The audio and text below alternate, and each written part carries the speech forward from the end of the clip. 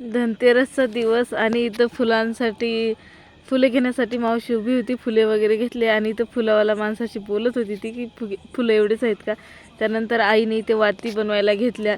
त्यानंतर मावशीनं पण आईला जॉईन केलं आणि दोघी बहिणी मिळून वाती बनवायला घेतल्या त्यांनी. त्यानंतर संध्याकाळची वेळ झाली, चहा वगैरे पिऊन झाला होता.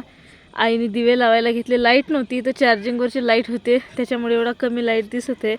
आईने दिवे आणि वाती दिवे लावायला सुरुवात केली.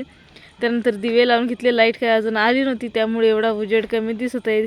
इथं दिवे वगैरे लावून घेतले आणि इथं बाबूचं चालू होतं दोघं माम भाषाचं खेळणं, फुलझड्या चालू होतं. हे असे मामा अजून असं कधी माझ्या भावानी म्हणजे खेळणं हे ते नाही केलं, पण आता भाषासोबत चांगलीच मजा करत आहेत दिवाळीची. त्याच्यानंतर इथं आजीने पण जॉईन केलं नातवाला. दोघांचं खेळणं चालू आहे फुलझड्या.